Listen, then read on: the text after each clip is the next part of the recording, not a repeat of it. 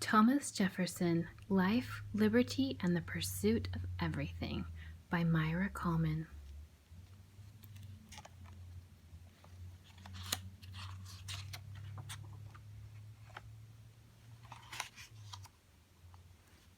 Thomas Jefferson had red hair and some freckles, about 20, I think.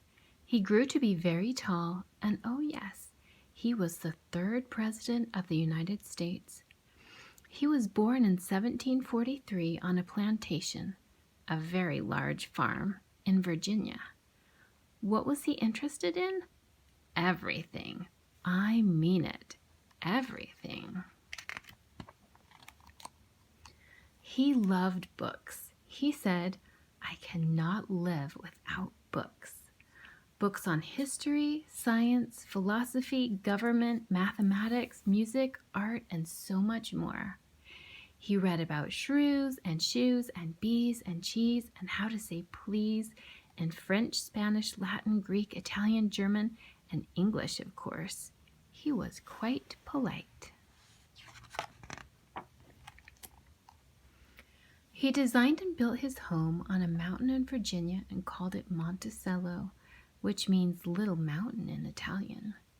He kept changing the house all the time. There were 76 windows to let the light and air in. He loved flowers, growing, and fish in the pond. Another way of saying that is he loved flora and fauna. The house was a museum of his mind. Jefferson was curious about everything. A visitor walking in would see all kinds of collections: maps, mastodon bones, paintings, statues, and Native American artifacts, like this tribal shield, decorated with a fierce and ferocious beast that could give you nightmares. Ugh, nightmares. Why do we have them? Even his bed was interesting. He designed it to be open to 2 different rooms. Jefferson slept slightly sitting up so he was ready to spring out of bed at the first light of dawn. He wanted to do things. He could either go into his study with his ingenious copying machine and rotating book stand, or he could get out of bed on the other side, jump into his boots, and go outside. Often he would go to his vegetable garden.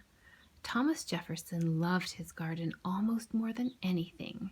He believed people should take care of the land and grow healthy food. A garden makes people happy. He thought vegetables should be the main course and meat a side dish. His favorite vegetable was peas. Peas really are wonderful and fun to count. Pea list: Arkansas, black-eyed cowpea, Everlasting Hotspur, Marrowfat Pearl, Prince Albert, Prussian Blue, and more. He also loved music. He practiced his violin 3 hours a day. How did he have time for that?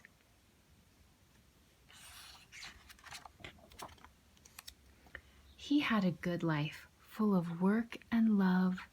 But sadly, his beloved wife Martha died young. 4 of their 6 children died before they reached adulthood. Here is his darling Patsy, the only child that lived longer than he did. Jefferson wanted her to be a smart woman and gave her this advice: determine never to be idle. No person will have occasion to complain of the want of time who never loses any. That means don't be lazy. It is boring to be lazy.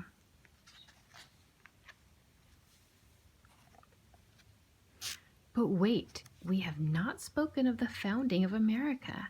There were many people who wanted the colonies to be free of the tyrannical rule of the English king.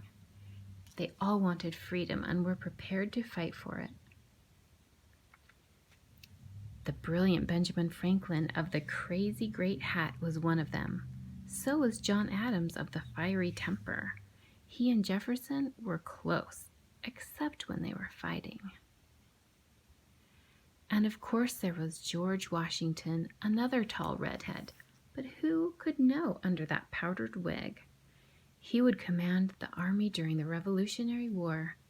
He wore a set of false teeth made from ivory and wires. They fit him badly and hurt him so. Poor George, brave George. By George, I think he did not complain too much.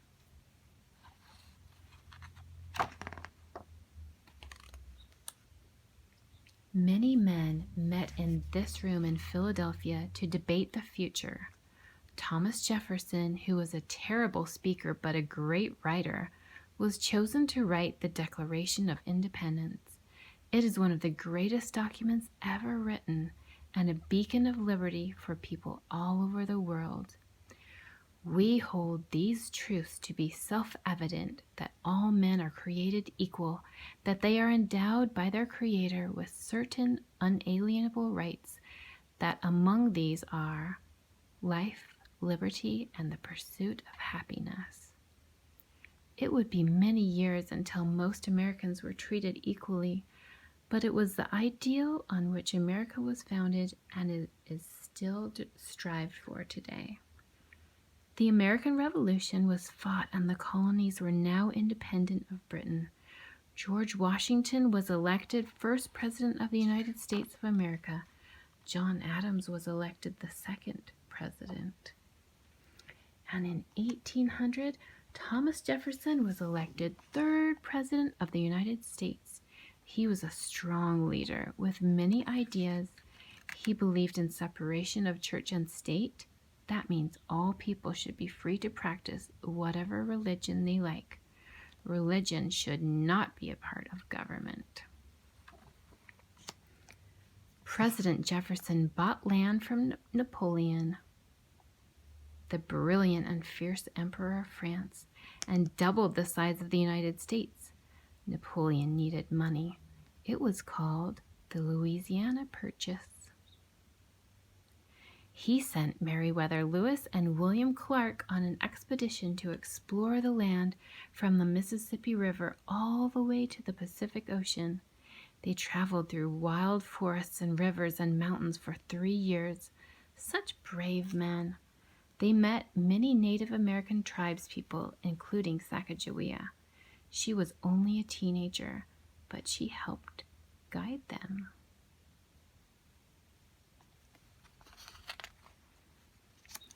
When Jefferson completed his presidency, he went back to his beloved Monticello. His friend, Marquis de Lafayette, a Frenchman who helped in the Revolution, came to visit. They would stroll through the gardens plucking figs from the trees, and while they ate the delicious figs, they would pass the slave quarters on Mulberry Row. The man who said of slavery, "This abomination must end," was the owner of about 150 slaves. The monumental man had monumental flaws. The slaves lived in cramped rooms with few possessions. What did they do? Everything. They toiled and cooked and labored in the fields from dawn to dusk. Jefferson would visit the kitchen each week and wind the grandfather clock. He probably said a few kind words to the cooks. In the fancy dining room, they had the best of everything, even vanilla ice cream, and so many kinds of pudding: apple, bread, huckleberry, lemon, macaroni, orange, plum, quince, and tapioca pudding, all produced by the endless labor of slaves. Jefferson may have been a kind master, but it was still a horror.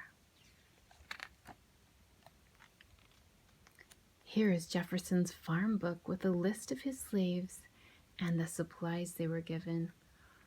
Our hearts are broken. One of the names is Sally.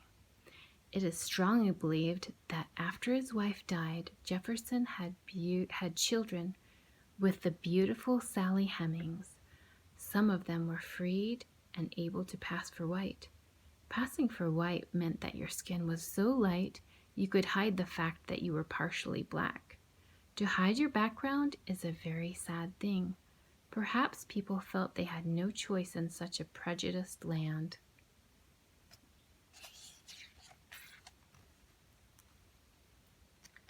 As Jefferson got older, he spent more time outdoors. He no longer cared for fancy clothes. His torn jacket was repaired with socks. He carried a penknife with many tools and would spend many hours riding his horse or walking through his garden and land. He wrote to his friend, "The object of walking is to relax the mind. You should therefore not permit yourself even to think while you walk, but divert yourself by the objects surrounding you. Walking is the best possible exercise." He also had good advice about being mad. When you are angry, count 10 before you speak, if very angry, to 100. He still read many books. His books were the beginning of the Library of Congress and founded a university. There was always much to be done. On July 4th, 1826, at the age of 83, this extraordinary man died, the same day as his friend John Adams. He is buried at Monticello, under the gravestone that he designed. He wrote his own epitaph, and he did not mention being president. I wonder why.